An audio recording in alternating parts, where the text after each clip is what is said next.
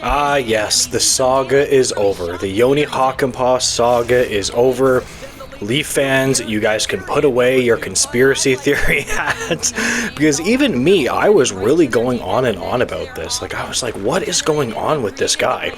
This is one of the most confusing situations that I've seen in NHL free agency in relative recent history.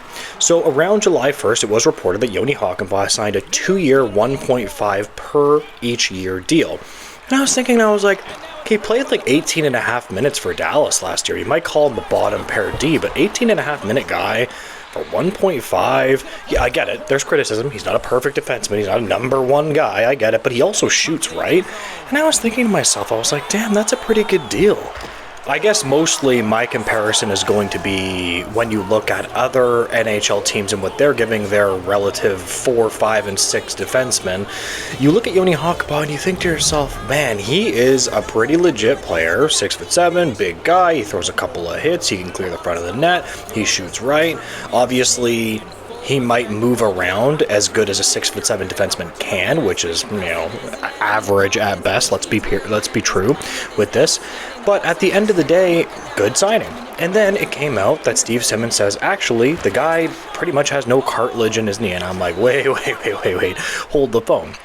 And the thing is even the Leafs Twitter were absolutely not even touching on this at all. Like, there was no actual announcement, which means that there was no actual signing, right? Like, he didn't actually sign with the Leafs. And I'm like, okay, let's figure this out. Let's get this going, because if you get rid of him, like, this is the one risk about the Leafs, where let's say he is injured, right? This is the one really risky thing, that the Leafs don't have great depth past their 6th guy.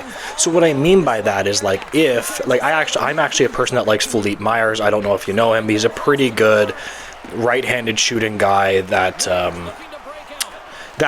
signed with the Leafs. I think it was to a 2-way deal. I can't remember, but that's an option for them. But this one was worrying me, because I'm like, okay, if this guy gets injured, you're going to be at Philippe Myers, and then you're going to be at really, really depth guys. So you need Philippe Myers to work out. But he was signed initially today for not the 2-year deal, but a 1-year deal, 1.47. That's a perfect deal. Like, here's the thing. If this works out to the max that it can work out, meaning that he plays 60 to 70 to 80 games, and he helps the Leafs penalty kill, because let's remember, the Leafs penalty kill was atrocious last year. Like, it was so bad. Well, I believe it was the worst penalty kill of any playoff team, which is objectively terrible.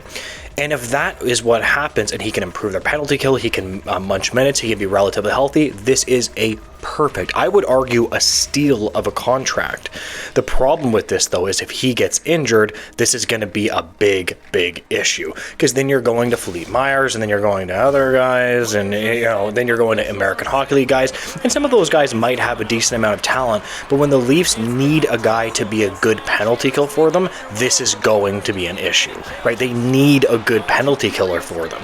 Like, this is something that they absolutely have to improve on. You cannot have the worst penalty kill of any team and just say, well, we're going to bring some guy with no cartilage in his knee. Like, there is criticism of this. However, Leaf fans, I'm not saying there's only criticism with this.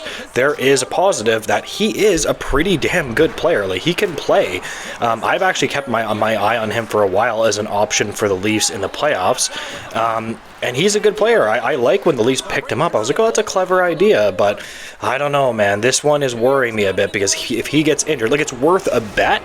But I don't like that this is past him, the options start to thin, if you understand what I mean.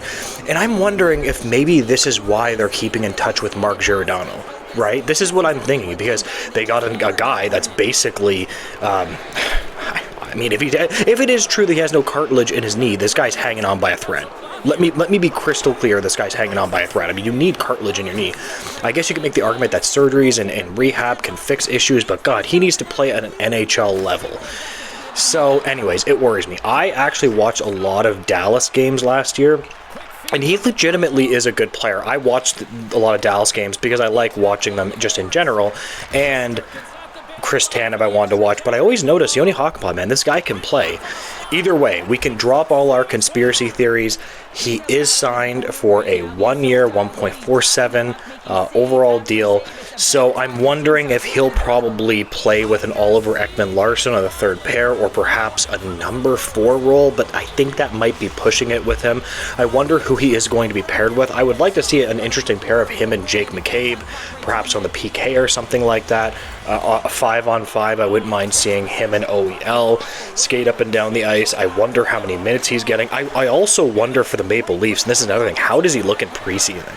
Leaf fans, if you're listening to this, keep a close eye on how he looks in preseason, because if he's I'm gonna be watching this guy like a hawk, because what we're hearing online, and this is the beautiful thing about the internet, is we have all this information at our fingertips that we would have never known before, right?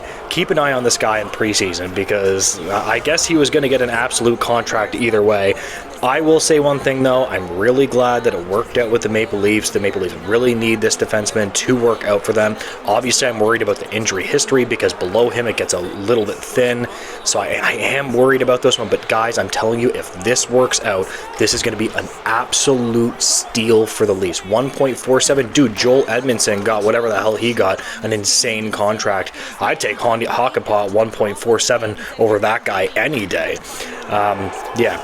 Anyways, I'm going to leave this video there. Thank you. If you made it to the end, I really do appreciate that. If you could like, comment, subscribe, tell me why I'm wrong, tell me why I'm right, and enjoy the rest of your day, guys. Have a great day. Bye.